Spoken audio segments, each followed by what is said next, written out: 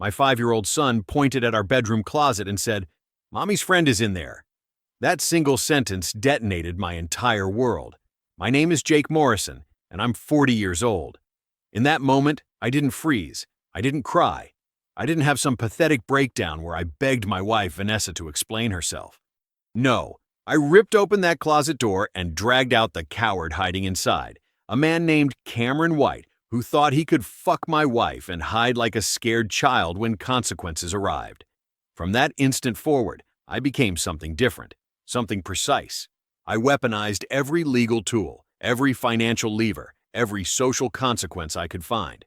I made sure Vanessa and Cameron paid for their betrayal in ways that would scar them permanently. This isn't a story about forgiveness or healing or any of that garbage people tell themselves to feel better about being victims. This is about justice. This is about making betrayal cost everything, and I have zero regrets about the path I chose. But let me start from the beginning. Before I go any further, let me know in the comments where in the world you are watching from, and make sure to subscribe because tomorrow I will share a story you don't want to miss. I came home early from work around 2:30 in the afternoon. The construction site meeting I'd been scheduled to oversee got postponed 3 hours, and I figured I'd surprise Vanessa and maybe take Tyler to the park. Simple plan. Normal day. The house was quiet when I walked through the front door. Tyler was in the living room, sprawled on the carpet with his toy trucks lined up in some elaborate traffic pattern only a 5-year-old could understand. He looked up at me with those big brown eyes and grinned. "Daddy, you're home early." "Yeah, buddy. Where's Mommy?" He pointed toward the stairs. "In your room." I headed upstairs, calling out Vanessa's name. No response. The bedroom door was closed, which struck me as odd for mid-afternoon. I pushed it open. Vanessa was sitting on the edge of our bed, her phone clutched in both hands, and the look on her face. It wasn't happy surprised. It was guilty startled. The kind of expression you see on someone who just got caught doing something they shouldn't be doing. "Jake, what are you doing home?" Meeting got pushed back. "You okay?" "You look—" Tyler's voice cut through from behind me. He'd followed me upstairs. "Mommy's friend is in there." He pointed at our walk-in closet. The temperature in the room dropped. I watched Vanessa's face go completely white. My heart started pounding, but it wasn't with sadness or confusion. It was pure crystalline rage. I walked straight to the closet. Vanessa jumped up from the bed. "Jake, wait, let me—" I yanked the door open. Crouched between my suits and Vanessa's dresses was a man I'd never seen before in my life. Mid-30s, polo shirt, khakis, staring at me like a trapped animal. The cologne smell hit me immediately. The same cologne I'd been smelling on our sheets for weeks. The scent I'd stupidly convinced myself was from Vanessa's new fabric softener. "Get out," I said. My voice came out deadly calm. He started to stand up, mumbling something. "Look, man, I can explain. I said get the fuck out of my closet, now." He stumbled out, and I grabbed him by his shirt collar, my knuckles white against the fabric. Vanessa was crying now, saying my name over and over, but I completely ignored her.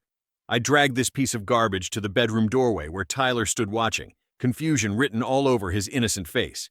"Tyler, go downstairs, now. Watch TV." My son obeyed, and I heard his little feet padding down the stairs. Then I turned back to this coward in my hands. "Who are you?" My name's Cameron White. I work with Vanessa at—" "How long?" He looked at Vanessa for help. She was sobbing against the bed. "Don't look at her," I snarled. "Look at me. How long have you been fucking my wife?" 4 months, he whispered. 4 months, 120 days of lies. Of me coming home to kiss her, of making love to her, of planning our future together while she was spreading her legs for this nobody. I'd been living in a marriage that didn't exist, and I'd been too blind to see it. Vanessa found her voice through the tears. "Jake, please, I can explain. It wasn't supposed to happen. It just happened, and I was going to end it, I swear." I finally looked at her. "You were going to end it? When? After another 4 months? After a year? You brought him into our house, into our bedroom, with our son downstairs." "I'm so sorry," she sobbed. "I made a mistake." "A mistake is forgetting to buy milk. This is a choice. Multiple choices. Every single day for 4 months, you chose to betray me, to betray Tyler, to destroy this family." Cameron tried to edge toward the stairs. I stepped directly in front of him. "Where do you think you're going?" You think you just get to leave? To go back to your pathetic life like nothing happened? Man, I don't want any trouble. Too fucking late. You should have thought about trouble before you decided to sneak into my house and screw my wife in my bed while my son played downstairs. Vanessa moved toward me. Jake, please don't hurt him. I laughed. It came out harsh and bitter. Hurt him? Vanessa, I'm not going to lay a finger on him. I don't need to. See, violence is easy. Violence is quick. Violence is what weak men do when they can't think of anything better. I'm going to do something much worse to both of you. I'm going to take everything you have, everything you care about, and I'm going to burn it all to the ground legally. And you're both going to watch. Cameron's eyes went wide. What are you talking about? Get out of my house. Right now. If you ever contact Vanessa again, if you ever come within 100 feet of my family again, I will make it my life's mission to destroy you so completely that you'll wish I'd just hit you today. He ran, actually ran down the stairs and out the front door like the coward he was. I turned to Vanessa. She was still crying, mascara running down her face, reaching for me with shaking hands. Jake, please, I love you. I made a horrible mistake, but I love you. We can work through this. For Tyler's sake, don't you dare use our son's name. You didn't think about Tyler when you were spreading your legs for Cameron. You didn't think about Tyler when you brought that man into our house, into the room where Tyler could have walked in on you. We never did anything when Tyler was awake. I would never. You already did the unforgivable. Don't try to convince me there's a line you wouldn't cross. You crossed every line that mattered. She collapsed onto the bed, sobbing into her hands. What are you going to do? I looked at her with ice running through my veins. First, I'm taking Tyler to my mother's house. Then I'm calling a divorce attorney. And then I'm going to make sure you and Cameron White pay for what you've done in every way the law allows. You wanted excitement? You wanted passion? You're about to get more excitement than you can handle. I packed Tyler's overnight bag while Vanessa pleaded with me from the doorway. She kept saying my name over and over like if she said it enough times I'd magically forgive her. I didn't respond, didn't even look at her. She didn't exist to me anymore. She was just an obstacle to remove from my life. I grabbed Tyler's favorite stuffed dinosaur, his toothbrush, 3 days' worth of clothes. My hands were steady. My mind was crystal clear. People think rage makes you stupid, makes you sloppy. Not me. My rage had frozen into something precise and deadly. Jake, please, we need to talk about this. We need to figure out. There's nothing to figure out, I said without turning around. You made your choice. Now you live with the consequences. I zipped the bag and walked past her. She grabbed my arm. I stopped, looked down at her hand on my sleeve, then up at her face. Don't touch me. She let go like I'd burned her. Around 5 p.m., Tyler was quiet in the car. He kept glancing at me, trying to read my face. Daddy, are you mad at me? My chest tightened. No, buddy, I'm not mad at you at all. You didn't do anything wrong. Is Mommy in trouble? How do you explain betrayal to a 5-year-old?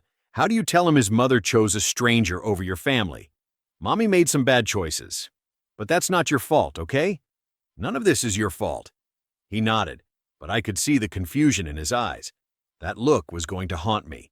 The moment my son realized his family was broken. We pulled up to my mother's house. Patricia Morrison was waiting on the porch. She must have heard something in my voice when I called because her face was already set in that expression I'd seen a handful of times growing up. The one that meant someone was about to face consequences they couldn't escape. She hugged Tyler first. Hey, sweetheart, why don't you go pick out a movie to watch? I got that new superhero one you wanted. Tyler's face lit up, and he ran inside. Then she turned to me. Tell me. I did. Every detail. The closet, Cameron, the 4 months, Tyler's innocent revelation. Oh, Jake, I'm so sorry. Don't be sorry, Mom. Help me. Her jaw tightened. What do you need? I need to destroy them both. Legally. Completely. She nodded once. Then let's get to work. Around 7 p.m., Patricia kept Tyler occupied while I made phone calls from her kitchen table. First, Fernando Sands. His receptionist tried to schedule me out 2 weeks. I cut her off. Tell him I need an appointment tomorrow morning. Tell him I have $15,000 for his retainer and evidence that will make his job easy. Tell him it's about adultery, a child, and marital assets. She put me on hold. 2 minutes later, Fernando himself picked up. Mr. Morrison, I can see you tomorrow morning at 8. I'll be there. Good. Now listen carefully. Don't go back to that house tonight. Don't say anything else to your wife. Don't text, don't call, don't engage. And start documenting everything, every conversation, every expense, every interaction. Understand? Understood. Wire the retainer tonight. I'll have my paralegal send you the information. 10 minutes later, I'd transferred $15,000 from my personal account, money I'd saved from project bonuses over the years. Worth every penny. Next, I called Daniel Roberts. We'd been best friends since college, and he'd moved into private investigation 5 years ago. If anyone could dig up dirt, it was Danny. Danny, I need surveillance. I need financials. I need everything. What happened? Vanessa's having an affair. I caught them today. Silence. Then, Jesus, Jake, I'm on it. Give me 48 hours. Thanks, brother. Then came the financial warfare. I called our bank, identified myself, and froze our joint checking and savings accounts. Vanessa's name was on them, but so was mine, which meant I had every legal right to restrict access pending divorce proceedings. Are you sure you want to do this, Mr. Morrison? This will prevent your wife from, I'm sure. Process it immediately. Same thing with our credit cards. Froze them all. Vanessa was about to learn what it felt like to have no access to money. Finally, I called the main number for Vanessa's company, some mid-sized marketing firm downtown where she worked as a sales coordinator. Cameron worked there, too, in accounts management. I need to speak to your HR director about a relationship between two employees that's creating a hostile situation. They transferred me. I gave my name, explained that I was the spouse of Vanessa Moore, and that she was engaged in an extramarital affair with Cameron White, another employee. I cited workplace ethics violations and the devastating impact on my family, including my 5-year-old son. The HR director's tone shifted immediately. We take these matters very seriously, Mr. Morrison. I'll need to gather some information from you. By the time I hung up, I'd filed a formal complaint. I didn't care if it cost Cameron his job. I wanted it to. Around 11 p.m., my phone buzzed. A text from Vanessa. Please come home. We need to talk. I blocked her number without responding. Patricia brought me tea and sat down across from me at the kitchen table. I had notes spread out, names, phone numbers, account information, timeline details. You've been busy, she said quietly. Just getting started. She reached across and squeezed my hand. I'm proud of you, Jake. A lot of men would have hit him, screamed, made things worse for themselves. You kept your head. You're being smart about this. Smart is the only way I win. That's right. That's exactly right. Emotion loses in court, strategy wins, and you're going to win. I looked down at my notes. Attorney, investigator, financial locks, HR complaint, all within 6 hours of the discovery. This is how it starts, Mom. This is how I take everything from them. She nodded. Yes, it is. Fernando's office was on the 20th floor of a glass tower downtown. Floor-to-ceiling windows overlooked the city, and the furnishings screamed expensive. Leather chairs, mahogany desk, law books lining the walls. Fernando Sanz himself was exactly what I expected. 50-something, silver hair, perfectly styled, suit that probably cost more than my monthly mortgage. Eyes that had seen every betrayal humans could inflict on each other. Tell me everything, he said, pen poised over a legal pad. I did. Every detail. The closet. Cameron crouched between my suits.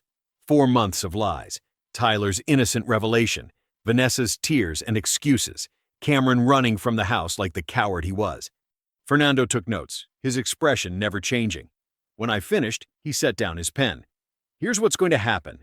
You're going to get primary custody of Tyler. Vanessa's infidelity is damaging enough, but the fact that she brought her affair partner into the marital home, where your son discovered the situation, that's devastating for her case. We'll argue she created an unstable, unsafe environment for a child. What about the house? Is it in both names? Yes. But I paid the down payment from my inheritance before we married. $50,000. Fernando smiled, not warmly, but with satisfaction. That's going to help tremendously. We can argue transmutation, that it should remain separate property since you funded it with premarital assets. Even if we don't win that argument completely, you'll get your share. What about retirement accounts? I have a 401k worth about $300,000. She has nothing. Vanessa always spent her paychecks on shopping and trips with her friends. Perfect. That's your separate property, earned through your labor during the marriage. She might get a small share in community property states, but given her infidelity and the circumstances, we'll minimize it aggressively. He leaned back in his chair. "Mr. Morrison, I'm going to be very direct with you. Your wife handed us a gift. Most divorces are he said, she said. This one has a witness, your 5-year-old son, and physical evidence of the affair partner in your home. We're going to destroy her in court." My jaw tightened.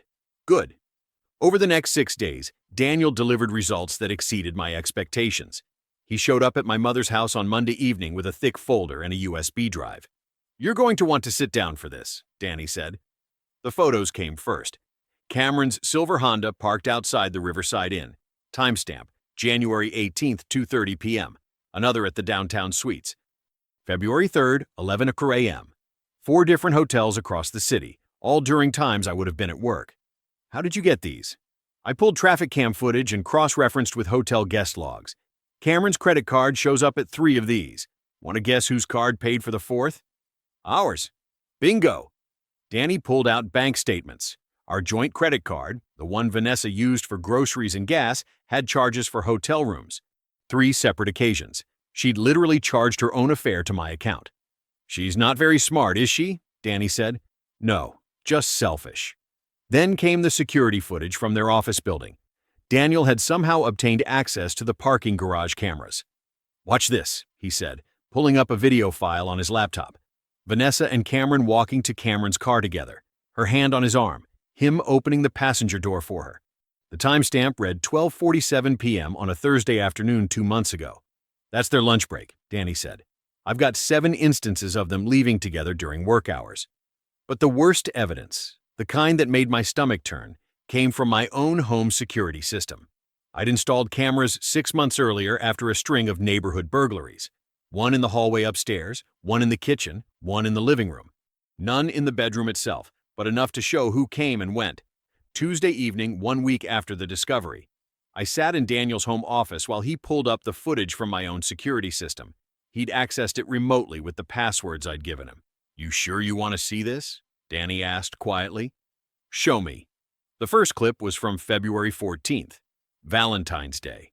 I'd been at work, managing a commercial build across town. Cameron's car pulled into my driveway at 1:15 p.m. He walked up to my front door. Vanessa let him in. The hallway camera caught them kissing in the entryway before they headed upstairs. The living room camera showed Tyler sitting on the floor, playing with his dinosaur figures, completely oblivious. Danny fast-forwarded. "This happened 7 times over 3 months. Always when you're at work. Always when Tyler's home." He showed me another clip. March 8th. Tyler was watching cartoons on the TV. The hallway camera caught Vanessa and Cameron heading upstairs, her giggling, his hand on her lower back. My son, playing innocently, while his mother betrayed everything we'd built just 1 floor above him. I felt physically sick. "You okay?" Danny asked. "No." But I kept watching, all 7 instances, every time Cameron walked into my house, every time Vanessa smiled at him, every time Tyler played, completely unaware that his mother was destroying our family. When the last clip ended, I sat back in the chair, my hands shaking. "This is enough, right?" I asked quietly. "Jake, this is more than enough. This is a prosecutor's dream. You've got her dead to rights." I looked at the frozen image on the screen. Tyler, age 5, playing with his toys while his world fell apart around him. Thursday morning, 9 days after the discovery. Fernando and I walked into the Mediation Center at exactly 9 o'clock. The building was deliberately neutral. Beige walls, corporate landscape paintings, conference rooms designed to feel calm and professional. I felt anything but calm. Vanessa was already there, sitting in the waiting area with her attorney. She'd lost weight. Her eyes were red-rimmed, her skin pale. She looked at me with this desperate hope, like maybe I'd suddenly forgive everything. I looked right through her. Her attorney stood up first, Adrian Kim, slick-looking guy, mid-40s, expensive suit. He extended his hand to Fernando. "Fernando, good to see you again." Fernando shook it briefly. Adrian turned to me. "Mr. Morrison, I'm hoping we can resolve this amicably today." I didn't shake his hand. "We'll see." We filed into the conference room. Neutral mediator at the head of the table, some woman named Barbara Walsh, who looked like she'd seen 1,000 of these sessions. Vanessa sat across from me. I watched her hands shake as she folded them on the table. Adrian started with his speech. You could tell he'd practiced it. "Before we begin with positions and demands, I think it's important to acknowledge that we're here because of a mistake. A terrible mistake, yes, but one that Ms. Moore deeply regrets. She's a loving mother who made a poor choice in a moment of weakness. For the sake of their son Tyler, we should consider whether reconciliation might be— Fernando cut him off. Let's talk about loving mothers, Adrian. Let's talk about how Ms. Moore brought her affair partner into the marital home 7 times over 3 months, while her 5-year-old son played downstairs. Let's talk about how she used her husband's credit card to pay for hotel rooms for her extramarital affair. Let's talk about how their child discovered her affair partner hiding in a bedroom closet. Adrian's confident expression faltered. We dispute those characterizations. Dispute them all you want. Fernando opened his briefcase and slid a folder across the table. We have time-stamped security footage from the marital home showing Cameron White entering and leaving on 7 separate occasions. We have bank records showing 3 hotel room charges on the joint credit card. We have a child who witnessed the discovery. I watched the color drain from Adrian's face as he opened the folder. Vanessa made a small sound, something between a gasp and a sob. This evidence is incontrovertible, Fernando continued, and if necessary, Tyler Morrison can testify about what he saw. We'd prefer not to traumatize the child further, but we're prepared to do so if Ms. Moore forces us to trial. Vanessa's head snapped up, tears streaming down her face. Jake, please, I know I hurt you, but don't do this. Don't drag Tyler through this. I spoke for the first time. You dragged Tyler through this the moment you spread your legs for Cameron White. You dragged him through this when you brought that man into our house 7 times while our son played downstairs. You dragged him through this when you chose your selfish desires over our family. I'm just making sure there are consequences. She flinched like I'd hit her. Her attorney put a hand on her arm, but she was sobbing now, her whole body shaking. Fernando didn't give them time to recover. He slid another document across the table. Here are our demands. Primary physical custody of Tyler Morrison to Mr. Morrison, with Ms. Moore receiving supervised visitation every other weekend and 1 evening per week. Mr. Morrison retains the marital home, with Ms. Moore's name removed from the deed. Spousal support of $2,000 per month for a period of 12 months. Non-negotiable and non-extendable. Division of marital assets weighted 70-30 in Mr. Morrison's favor, given Ms. Moore's infidelity and misuse of marital funds. Adrian scanned the document, his jaw tight. This is completely unreasonable. Ms. Moore is entitled to nothing, Fernando said flatly. She committed adultery. She created an unsafe environment for a minor child. She misappropriated marital funds. If we go to court, she's going to lose much worse than what we're offering now. This is our only settlement offer. Take it, or we'll see you in front of a judge. We need time to consider. You have 72 hours. After that, we file for trial. The mediation collapsed from there. Adrian tried to negotiate, asking for more support, more custody time, a better asset split. Fernando shut down every attempt. Barbara, the mediator, tried to find middle ground. Perhaps if we look at what's best for Tyler is stability with his father, I said, away from a mother who valued her affair more than her son's well-being. Thursday afternoon, around 4 o'clock. The session ended with no agreement. Vanessa was still crying, her mascara running down her face in dark streaks. Adrian tried to console her, speaking quietly, but she just kept shaking her head. I stood up, walked out, didn't look back. Fernando followed me to the parking lot. That went exactly how I wanted it to, he said, unlocking his Mercedes. They didn't agree to anything. Good. Now we go to court, and I get to destroy them on public record. Everything we discussed in there becomes part of the permanent legal record. Every piece of evidence, every detail of her affair, every hotel room charge, it all gets filed with the court. Her humiliation becomes a matter of public record that anyone can access. He smiled. It wasn't a kind smile. Trust me, Jake. This is how we win. Friday morning, 10 days after the discovery. My phone rang while I was reviewing construction blueprints at my desk. Daniel Roberts. You're going to want to hear this, he said. I stepped into the hallway. Talk to me. The HR investigation at Vanessa's company just wrapped up. Cameron White was fired this morning. Violation of workplace ethics policy, romantic relationships between employees that create conflicts of interest. I leaned against the wall. The first real wave of satisfaction washed through me. And Vanessa? Formal written warning. She's on thin ice, but they kept her. Probably because she's been there longer and her performance reviews were better. She still lost him, though. Yeah, he's gone. Security walked him out around 9 this morning. I smiled. Actually smiled. Good. There's more. But I'm still confirming details. I'll call you when I know for sure. Tuesday afternoon, 13 days after the closet. Daniel called again while I was driving back from a site inspection. Remember how I said there was more? His voice carried something I'd never heard from him before, almost giddy. Cameron White is married. Was married. His wife just filed for divorce. My hands tightened on the steering wheel. What? Yeah, 2 kids, ages 7 and 9. Nice house in the suburbs. She had no idea he was screwing around with Vanessa. I sent her the evidence anonymously. Photos, hotel receipts, everything. She filed yesterday. Jesus. Gets better. She's taking him for everything. The house, primary custody of the kids, child support that's going to bleed him dry. Her attorney's going scorched earth. I pulled into a parking lot and just sat there, processing. Cameron wasn't just some single guy having an affair with a married woman. He'd destroyed 2 families, his own wife, his own kids. He'd blown up their lives the same way Vanessa had blown up mine and Tyler's. Except his wife was smarter than I'd almost been. She wasn't trying to reconcile or understand or forgive. She was destroying him. Jake? You there? Yeah, I'm here. My voice came out rough. That's exactly what he deserves. Thought you'd want to know. This guy's life is imploding in real time. After we hung up, I sat in my truck for another 10 minutes. Cameron was experiencing everything I would have gone through if I'd been weaker. If I'd begged Vanessa to stay, if I'd tried to work it out. He was losing his home, his kids, his money, his reputation. The difference was, I'd chosen to be the one dealing the consequences instead of absorbing them. Thursday afternoon, 2 weeks after everything started, my phone showed a voicemail from an unknown number. I hit play. Jake, it's Cameron. Cameron White.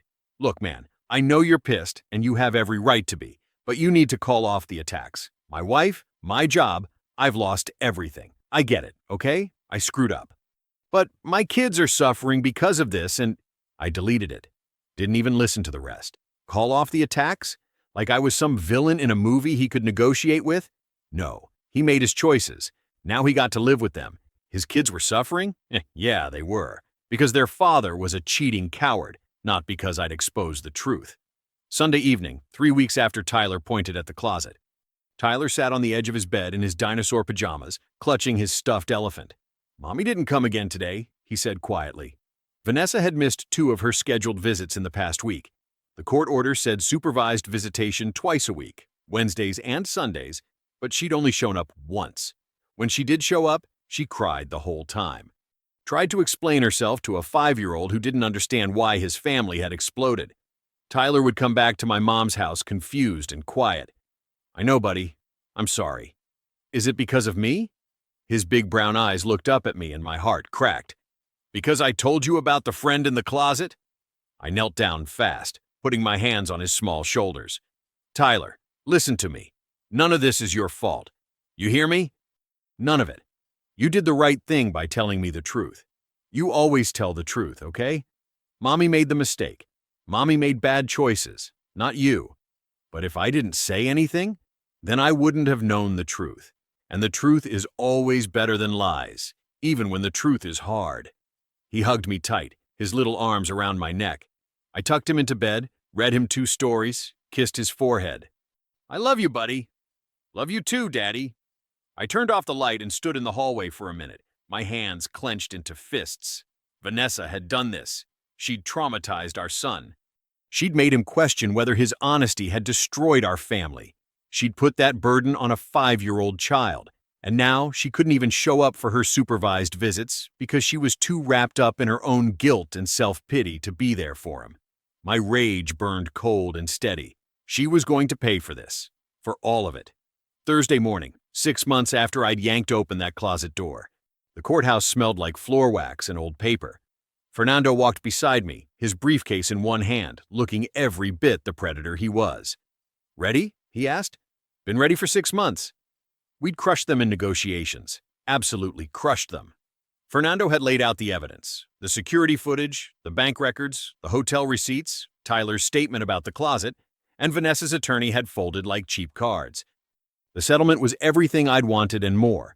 Primary physical custody of Tyler. Vanessa got every other weekend and one evening a week.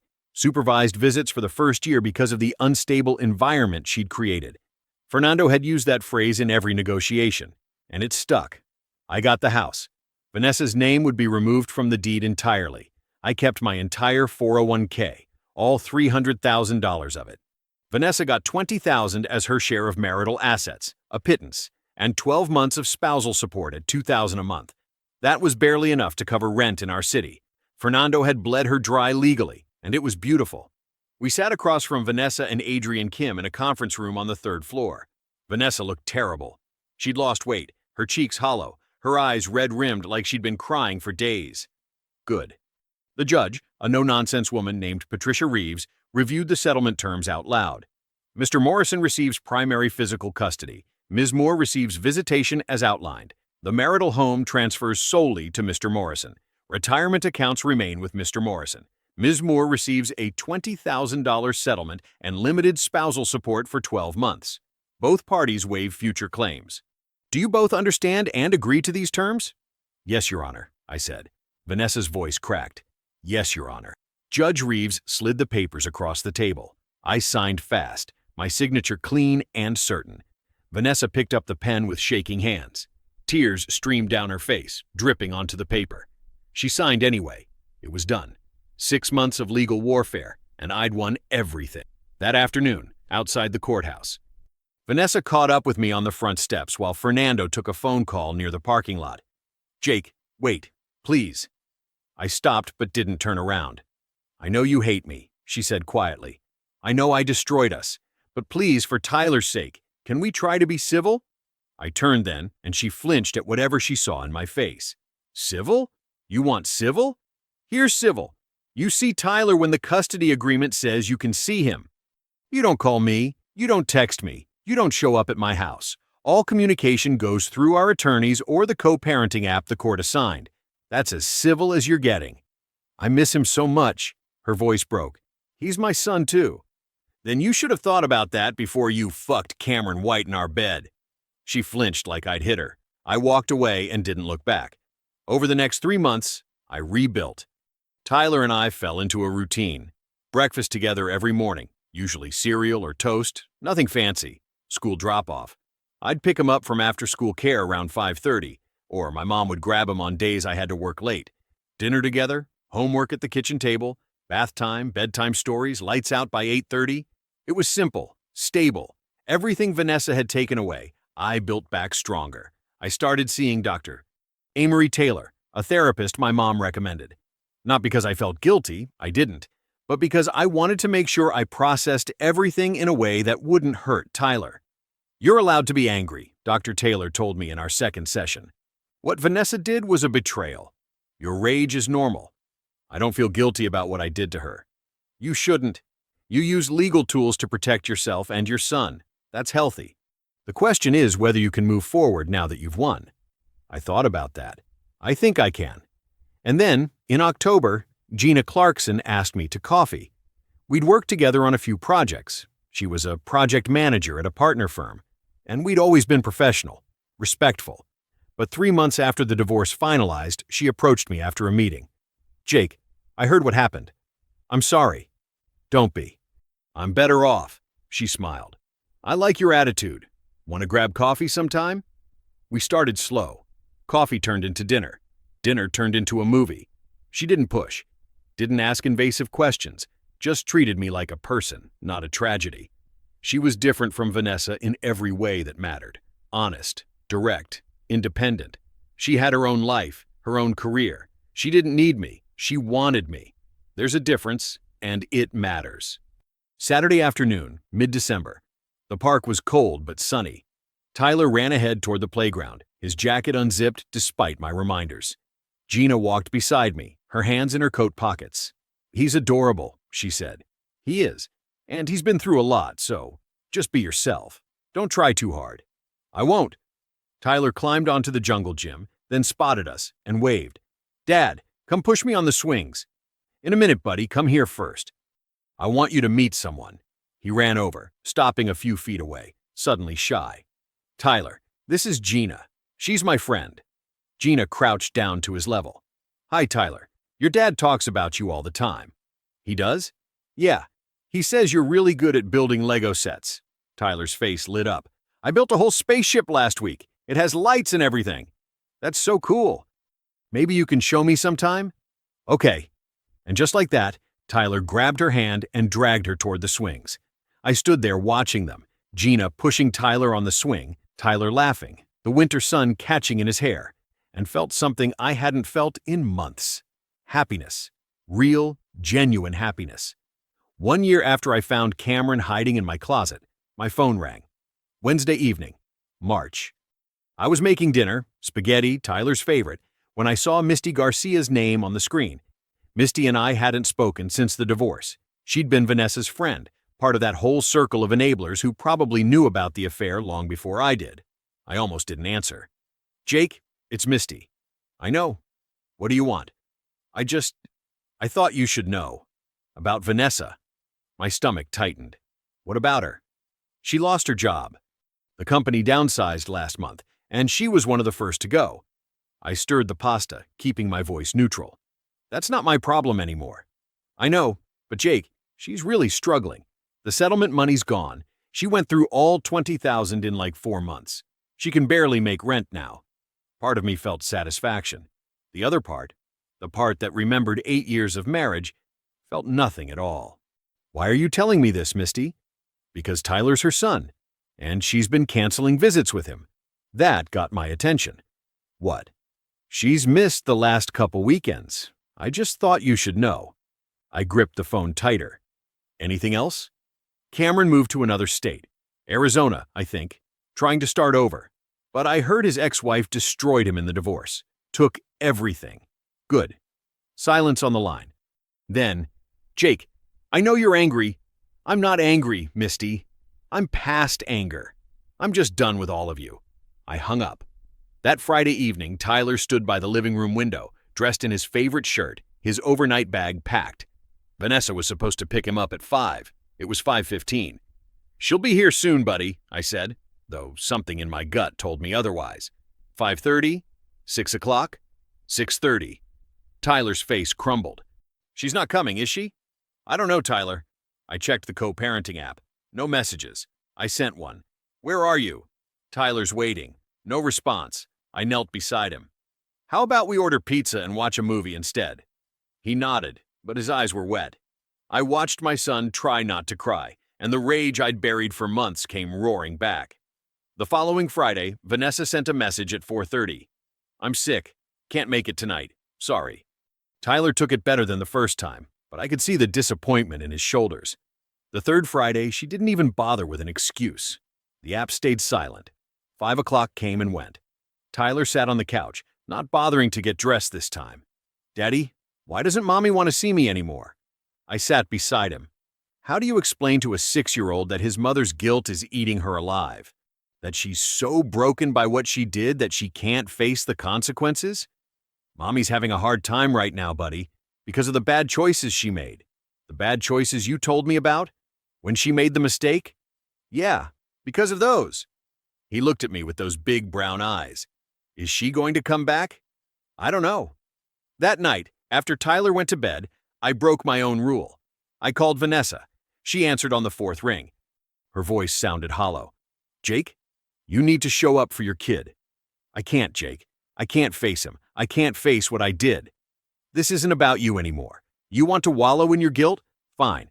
But don't punish Tyler for your mistakes. I'm a terrible mother. She was crying now. Maybe he's better off without me. You don't get to decide that. You made your bed, Vanessa. You spread your legs for Cameron White. You brought him into our house. You destroyed our family. And now you're going to abandon our son on top of all that? I don't care what you meant. You show up for your son, or I file for full custody with no visitation. 0, you'll never see him again. Silence. Then, barely a whisper. Okay. Okay, what? I'll show up. Next Friday, I promise. You better. Because this is your last chance. I hung up before she could respond. Saturday morning, Vanessa's car pulled up in front of the house. I watched from the window as she got out. She looked terrible. Gaunt. Exhausted. Her clothes hung loose on her frame, and her eyes had this hollow, haunted look that made her seem 10 years older.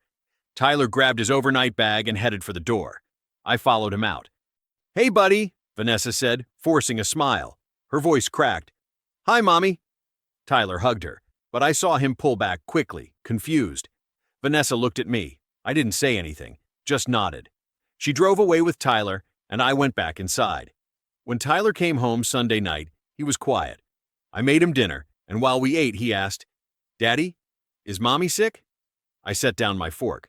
"Sort of, buddy. She looks different." "Yeah, she does."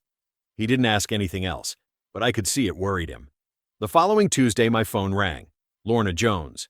I almost didn't answer, but something made me pick up. "Jake, I know you hate her, but Vanessa's in bad shape. Really bad." "I'm listening." "She lost her apartment. She's staying with me now, but she's barely functioning. She's depressed, maybe worse than that. I think she might be suicidal." I felt nothing. Should I have felt something? Maybe. But all I felt was cold distance. "That's not my problem anymore, Lorna." "I know, but Tyler asks about her, and she's his mother. I'm not asking you to forgive her or help her. I'm just asking you to not stand in the way if she tries to get help." I leaned back in my chair. If she wants to see a therapist, fine. If she wants to check herself into a program, fine. But I'm not funding it, and I'm not making excuses for her to Tyler. She made these choices. "That's all I'm asking. Thank you, Jake." She hung up. Vanessa checked herself into an outpatient mental health program the next week. It was the first responsible thing she'd done in over a year. I didn't keep close tabs on her progress, but Lorna updated me occasionally. Vanessa completed the program, found a part-time job at a retail store, moved into a small studio apartment across town. Her visits with Tyler became more consistent. She still looked worn down, but she showed up. That was something. Tyler stopped asking if she was sick. 2 years after I found Cameron White in my closet, I got a notice from the court. Vanessa was requesting a modification to the custody agreement. I read through the filing.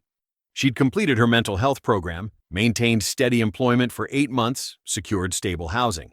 She wanted unsupervised visits and more time with Tyler each week. I called Fernando. "What do you think? Do you want to fight it?" I thought about Tyler, about what Dr. Taylor had said in our last session, that Tyler deserved a relationship with his mother if Vanessa could actually be present for him. "No, I don't want to fight it." "You sure?" "Yeah, but I want it on record that if she screws this up, I'm coming back for full custody. I'll make sure the judge hears that." Friday morning, I sat in the courtroom. Vanessa was there with her attorney.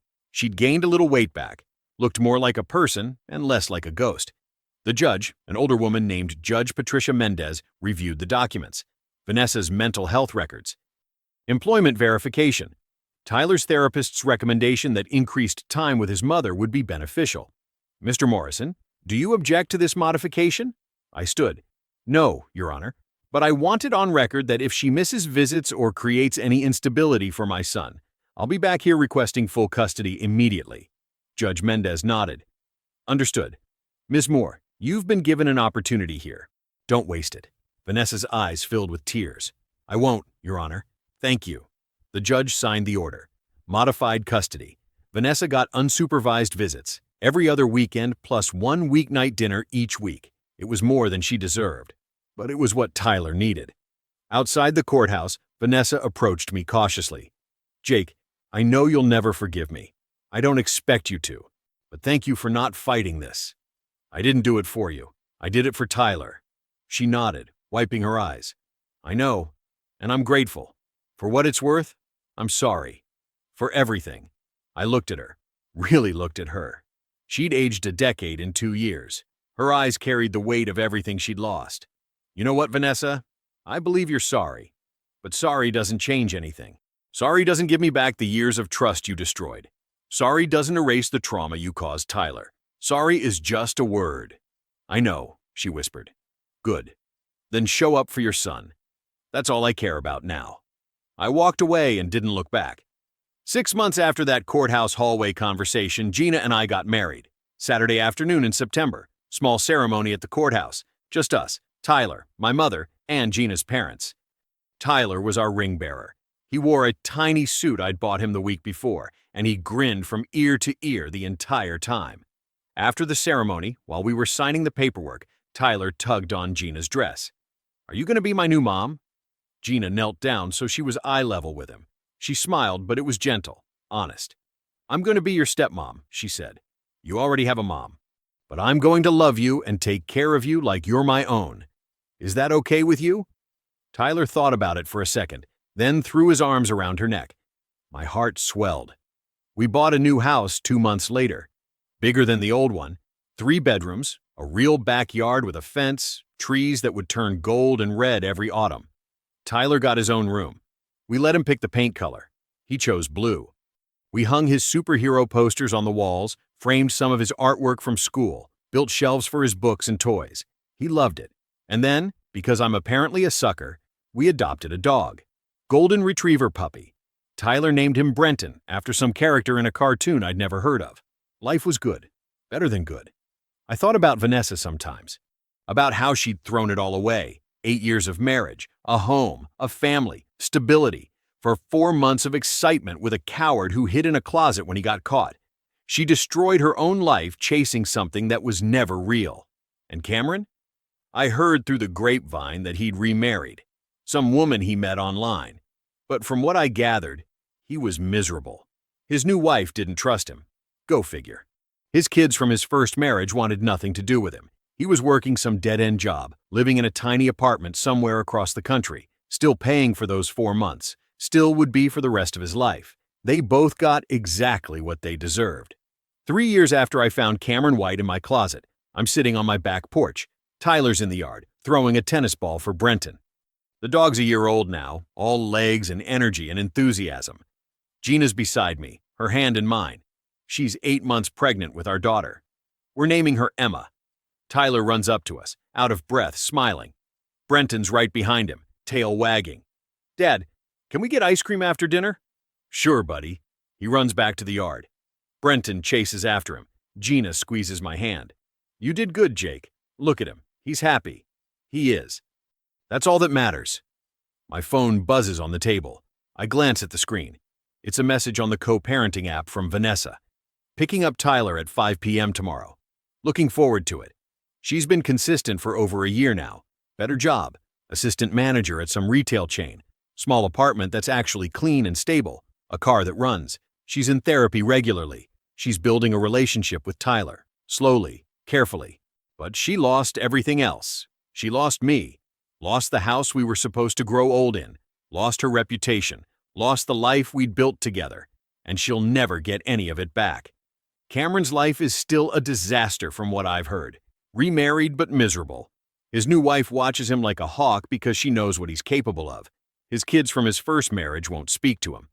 He works a dead-end job in a tiny apartment across the country, probably still drowning in child support payments. As for me, I didn't just survive Vanessa's betrayal. I conquered it. I didn't just move on. I moved up. I have an incredible wife who's faithful, honest, and loving. I have a son who's thriving. I have a daughter on the way. I have a career I love, a home that's truly mine, and peace that comes from knowing I handled everything exactly right. Vanessa and Cameron learned a lesson they'll carry for the rest of their lives. Betrayal has consequences, and sometimes those consequences last forever. Justice wasn't just served, it was delivered with precision, calculation, and absolute finality, and I sleep perfectly well at night. I believe stories such as this find us for a reason.